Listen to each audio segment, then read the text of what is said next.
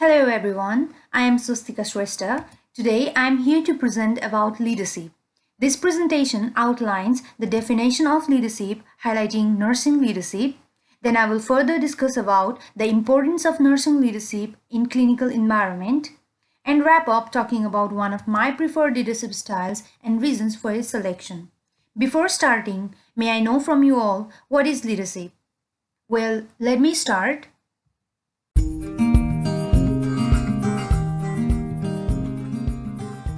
Leadership is a complex and sophisticated phenomenon of encouraging and inspiring the entire team members to direct their efforts and dedication to achieve a common goal.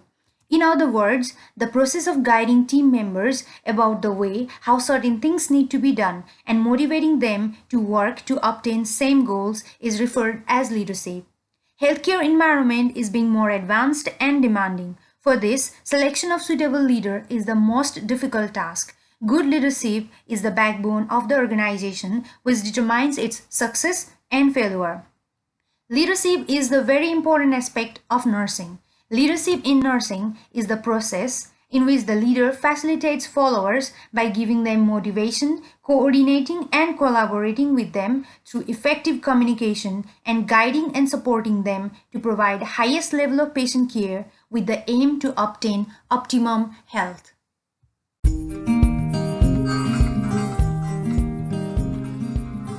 Now, let's move on to its importance in the clinical setting. Globally, there is an increased demand of the good leadership in health sector for the plethora of reasons. Healthcare sector faces challenges while providing care to the patients. New diseases are evolving day by day, resulting in the increase in cost of treatment. In order to solve these problems and make the quality of care long-lasting, leaders are important as they have the ability to solve problems by critical thinking. Nursing leaders have the vision, skills, and self-confidence to empower their staffs to provide quality care to the patients. Improving quality of care, healthy clinical setting, and patient safety are only possible with the good leadership skill. Good leaders think of an innovative idea to implement the rules and regulations to be followed by the staffs with the aim to improve patient care. For an instance, implementation of one nursing procedure, that is, frequent position changing of the bedridden patient, helps prevent bedsore. In contrary to that, poor leadership leads to poor health outcome, unequal and inequitable allocation of resources, difficult working environment, improper patient care, and many more. Daly et al. Explains that competent leadership is directly related to the enhancement of hospital care, system performance, meeting the set objectives of the healthcare, and to provide patient-centered care on time. Nurses, being the frontline health professionals, need to be competent so as to provide patient-centered care and help consumers of healthcare to achieve high quality of care in the hospital setting. Clinical leadership helps the staffs to provide high quality care to the patient through constant observation and assessment, and helps staffs to work effectively and efficiently in any emergency situation.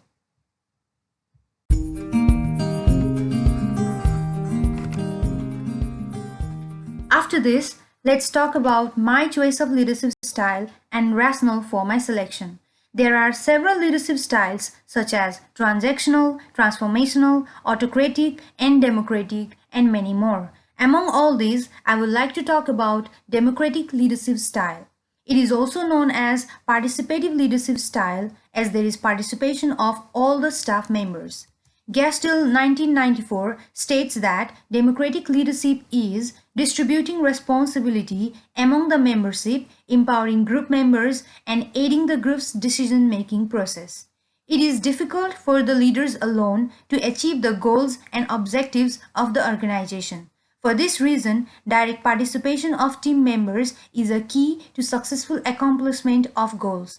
By this, what I mean to clarify is, in democratic leadership, team leaders work in collaboration with team members in decision-making process, having shared equal authority and responsibility, even though the leaders have the final say over decisions.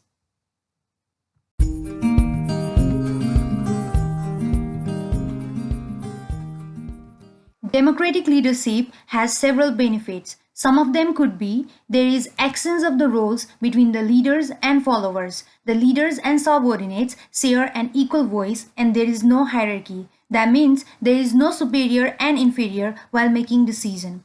Everyone's opinion is respected and taken into consideration. In addition to that, there is an active involvement of the subordinates in the concerned task, increased job satisfaction and commitment to work more responsively. Furthermore, this leadership style creates an environment for meaningful participation of all the team members, collaboration and cooperation between the leader and team members. Similarly, employee will be more creative and innovative due to team collaboration. Most importantly, this leadership style empowers the nurses to work more enthusiastically in order to fulfill team and individual functions. Nurses in the maternity wards in some of the hospitals have got the authority to perform episiotomy in normal delivery in the absence of the obstetrician. This decision-making ability and right of the nurse helps in timely and safe birth of the child. This is considered as an example of democratic leadership. Democratic leadership helps the subordinates to act in the emergency situation without having to wait for the decision of the team leader.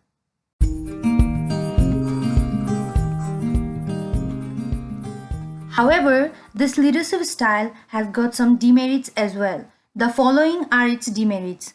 When the team members start making their involvement in the decision making, the leaders become more passive and try to escape from their responsibility. Leaders may leave their entire task for the subordinates. Similarly, involving all the team members in decision-making process makes it more time-consuming and delays the action. Also, there will be conflicts among the staffs, making the situation even worse. As you can see in the picture below, 4 people are rowing the boat in 4 different directions. This leads to conflict resulting in no solution to the problem. Even though this leadership style has some demerits, however, in my opinion, its advantages make it more applicable in clinical setting. No leadership style is without shortcomings, as success of leadership style is linked with the characteristics and skill of leader, interest and involvement of team members, and the nature of situation.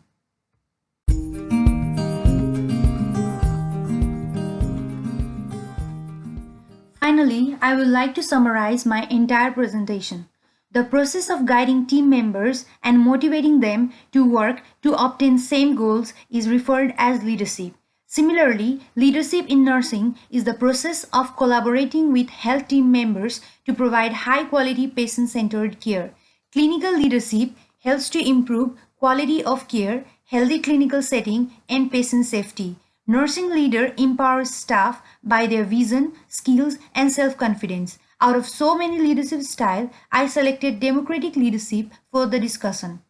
Meaningful participation of all the team members in decision making is considered as democratic leadership. There is no hierarchy in this leadership, so all the involving members have equal rights and responsibilities to have their say. This leadership style empowers the nurses to work more enthusiastically in order to fulfill team and individual functions. However, this style delays the decision making and may result in conflict. Thus, no any leadership style is ideal.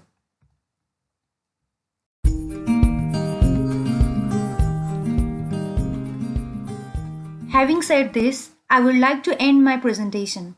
I hope that this video is informative to you all. I have attached the references I used in making of this presentation. Thank you all for your time and concentration. Stay safe and stay happy.